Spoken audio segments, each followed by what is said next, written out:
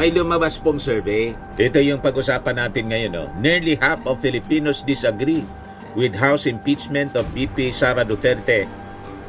Tiningnan ko mga kababayan kung sino yung nagpa-survey. Anong survey company or firm? Hindi man po kilala. Malamang may hukus-pukus. Ibigay ko muna kung ano yung sinasabi sa survey. Yan o, bagong survey firm siya o. WR numero, hindi man siya kilala. O ito na yung yung kautosan mga kababayan na pinalabas ni Senate President Chis Escudero. Special order. Nagbabagang mga balita at pagtalakay sa mga isyu ng lipunan. Pulsa, opinyon, banat at paglalantad sa katotohanan. Pulsa, what you see is what you get. You decide.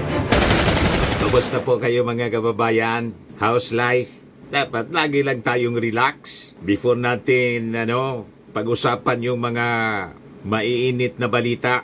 Joke time muna tayo po mga kababayan. Kwentong katatawanan. Galing po ito sa Boston. Imported pa po yung ating kwentong katatawanan. Padala ni Maricel Barks. Ang titulo nito mga kababayan, Pasungitan ng Lola. Tatlong babae mga kababayan. Nag-uusap-usap sila, magbabarkada. Sabi ng unang babae, ang lola ko anya sobrang sungit. Sinusungitan niya anya. Lahat ng gustong magmano sa kanya. Imagine, minamanuan na yung lola. Sinusungitan pa. Mula sa kanyang mga anak, pati sa kanyang mga apo. Talagang masungit po. Sabi ng pangalawang babae, wala niya yan, mas masungit yung lola ko. Ang lola ko anya, sinusungitan niya yung aming mga kapitbahay, pati ng buong barangay. Lahat kaaway. Masungit nga, po. Sabi ng pangatlo, wala niya yan sa lola ko. Yung lola ko anya, masungit sa akin. Sabi ng una at pangalawang babae, paano anyang wala sa lola namin? Ikaw lang naman yung sinusungitan anya ng lola ko, ng lola mo. Kami anya, masungit na sa amin. Sa buong pamilya, pati sa buong barangay. Sabi ng pangatlong babae, masungit anya sa akin yung lola ko. Kasi anya, isang araw, tinulungan ko lang anya siyang tumawid sa kalsada, sa EDSA. Abay, pinag-ampasan niya ako ng payong. Pagkatapos ko siyang itawid sa EDSA, sabi ng babae, yung 1 into, abay, talaga niyang masungit pala yung lula mo. Tinulungan mo nang itawid sa kalsada, sa EDSA. Pinag-aampas ka pa. Pero bakit niya pinag-aampas ka? Sabi ng number 3, nagalit na niya yung lula ko sa akin. Kasi sabi niya, bakit ko daw siya itinawid sa kalsada, sa kabilang kalsada, sa EDSA? Hindi naman daw siya tatawid.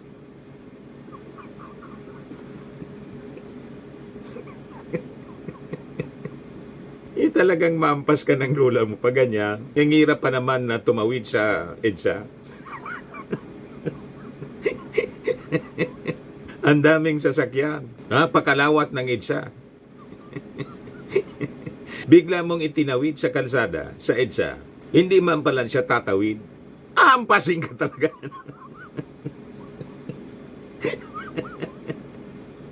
Ayan pa, maraming salamat kay Maricel Bax. Adi, padala ka ng GCash.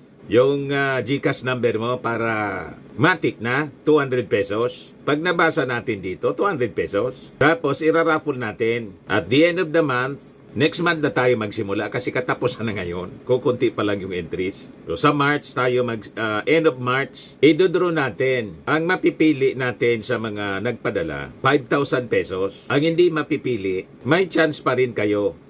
Kasali kayo sa grand draw sa December, 10,000 pesos ang grand prize natin. Tapos sabi ni Mrs., may cellphone pa niya, siguro second prize, third prize, kung ano naman na mga prizes. Plus consolation prizes. So, didesisyon na natin sa December. Matagal pa naman po. Baka nga madagdagan pa. Ito na po, Madam Maricel, yung pangalan mo. Ilagay na natin dito. Ayan, para sa draw.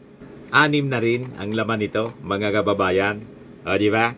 Yung mga hindi pa natin nababasa, hindi ko pa po na binubuksan. Kasi isa-isa ko lang pong binubuksan yung mga entries ninyo. Kasi pag binuksan ko na, hindi na siya naka-highlight. Pero nakikita ko po, yung mga nagmi-message sa atin sa FB account natin, Dante Maravillas, pati doon sa Dante Maravillas vlog. Huwag kayong mag-alala. Maubos natin yan. Basta't yung jokes ninyo, dapat suwabe lang, wholesome. Baka kasi masensored tayo, matanggal yung ating video. Sayang. So dito na tayo sa ating topic. Kasi base dito sa balita, ay lumabas pong survey. Ito yung pag-usapan natin ngayon. Nearly half of Filipinos disagree with House impeachment of VP Sara Duterte. Tiningnan ko mga kababayan kung sino yung nagpa-survey. Anong survey company or firm? Hindi man po kilala. Malamang may hukus-pukus. Di ba? Alam naman ninyo po, itong mga survey firm, sa totoo lang po, hanap buhay man yan po, negosyo, kung sino siguro yung maka-sponsor. Yung ibang mga strategy, sa survey sila, papublish, tapos para pag-usapan, nagpapakilala, di ba? Dapat niya, controversial yung result. Kaya nag-react po yung dalawang congressmen. But anyway, ibigay ko muna kung ano yung sinasabi sa survey. Yan bagong survey firm siya. WR numero, hindi man siya kilala. Kalalabas pa lang ito, mga kababayan. Siguro nagpapakilala din. Alam naman po ninyo, panahon ng eleksyon lalo na. Kaya naglitawan po yung mga survey firm. Sabi dyan, the firm conducted a survey for their Philippine Opinion, Public Opinion Monitor from February 10 to 18, just days after the House impeached Duterte. Among other things, alleged irregularities in the use of confidential funds, alleged bribery and corruption at the Department of Education, and the totality of her conduct as Vice President. Ngayon, sabi rito, WR Numero President and CEO Clive Argelies presented the results on Wednesday and said 47% niya ng mga respondents ang nagsabi that they oppose the impeachment of Vice President Duterte, Sara Duterte. 33% said they agree with it and 20% are undecided. So, pinalalabas mga kababayan na nearly half kontra sa impeachment. 33% lang yung gusto. Tapos, 20% undecided pa. So, ibig sabihin, pwedeng itong mga undecided makumbinse pagdating ng oras na halimbawa, makita na yung mga ebidensya during the impeachment trial. So, yun ang mga possibility dito. Ngayon, base sa result, majority niya of the respondents who said they opposed the impeachment came from Mindanao, 66%, while Metro Manila respondents showed the strongest support for it, nearly half, 48%. 40% din mga undecided sa Metro Manila. So sabi po ni Argieles, a plurality of Filipinos oppose the impeachment, but largely public opinion still divided.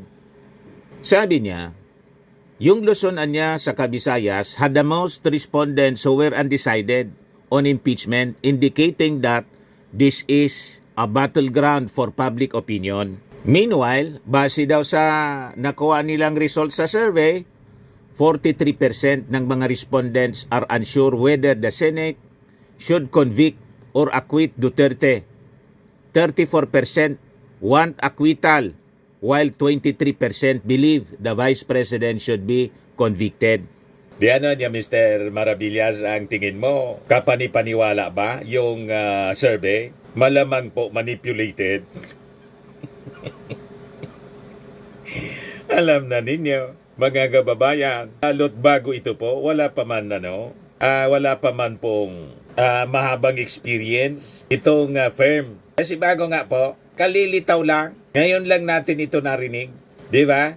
Hindi tulad sa mga kilala ng survey firm tulad ng SWS, Pulse Asia. Alam naman po ninyo pag bagong player.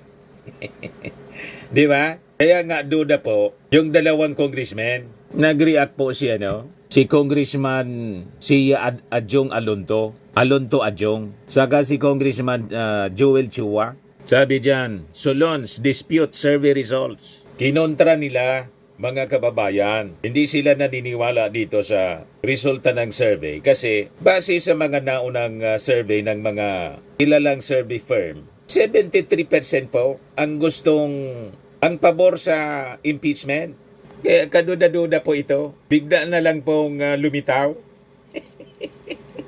Sabi rito sa balita, 2 congressmen disputed the result with House Assistant Majority Leader Sia Alonto Adjong and Manila City 3rd District Representative Joel Chua saying that there are other surveys showing the opposite.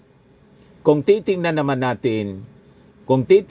din natin yung ibang surveys, SWS o Okta Research, these are legitimate and well-established survey firms.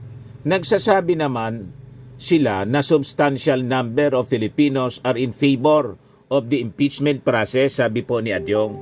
May survey din na nagsasabi na 73% ang pabor sa impeachment. So siguro, tingnan na lang natin kung ano talaga yung totoong pulso. Pero pag tayo naman ay nag-iikot sa mga distrito, nararamdaman naman natin, marami rin naman ang nagbibigay ng suporta dito sa impeachment, sabi po ni Chua. Sabi po ni Chua, sa paniwala ko the public will have more basis for their opinion on the matter once the impeachment trial begins. Kasi nandun na po ang talagang presentation ng mga ebidensya. Kung talaga pong malakas yung mga ebidensya, makikita natin in full view. Maririnig natin ang presentation yan, full presentation. At ang tingin ko po, napakalakas ng mga ebidensya laban po kay Sara Duterte.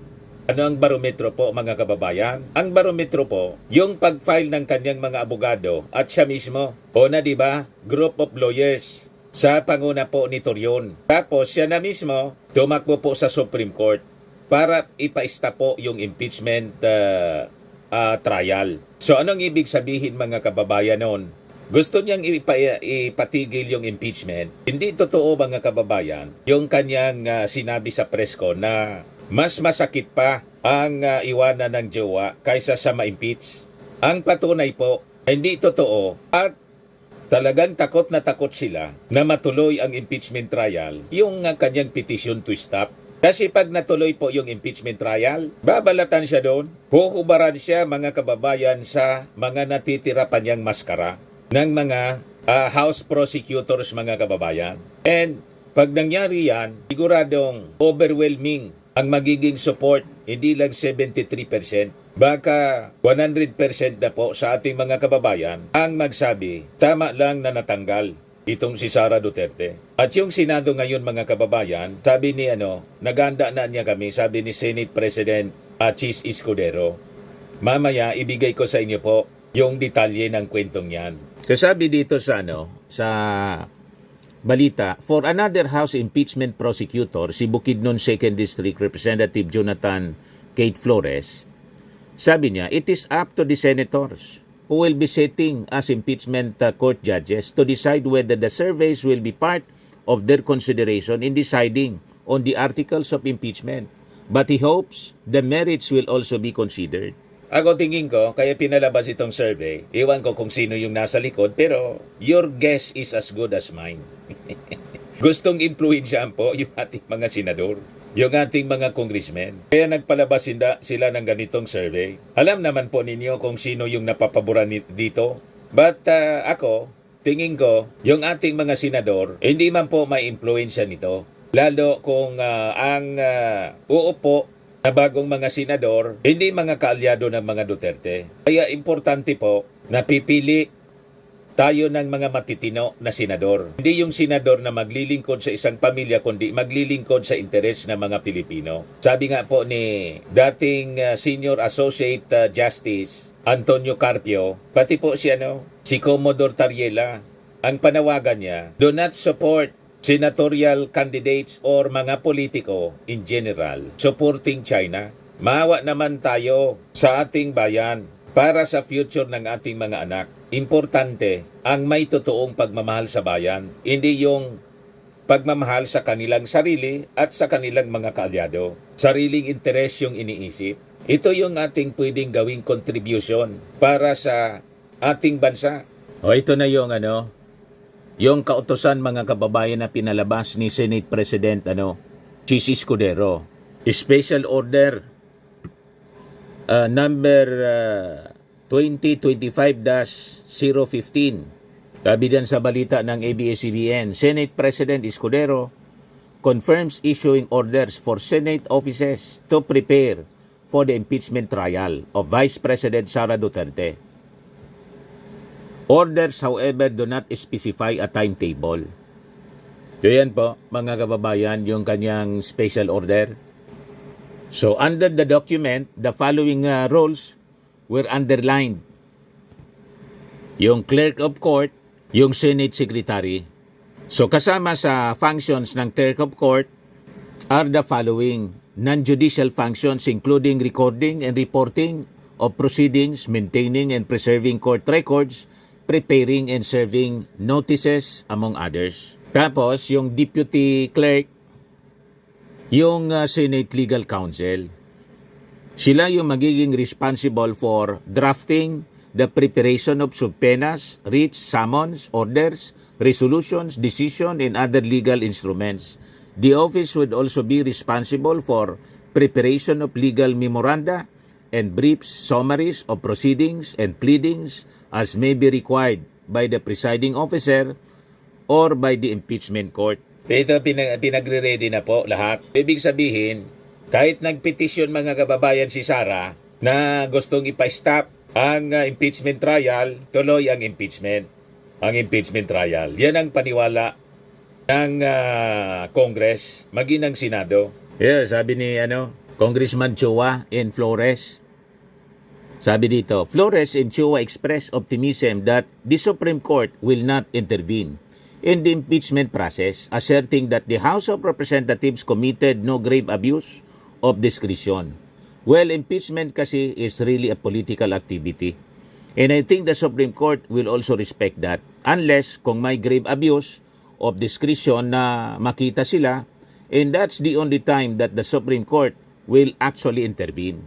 Wala po na grave abuse. Ang grave abuse po, nandun sa kampo ni Sara. Sobra-sobrang abuso. Kitang-kita po dun sa mga investigation. Ayaw managot, ayaw manumpa. At saka, ang matinding abuse, yung verbal abuse and pagbabanta na nakapalaman sa articles of impeachment.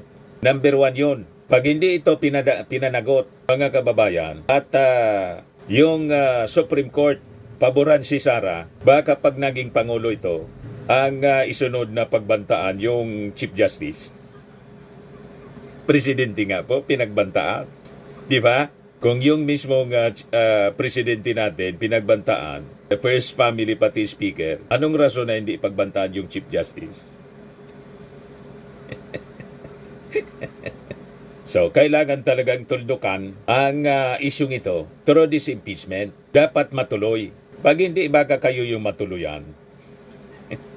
Diba naman po, Firmax Firming and Lifting Cream, pinapahid po sa mga pulses in affected area. Mainam po sa paninigas ng mga kaso-kasuan.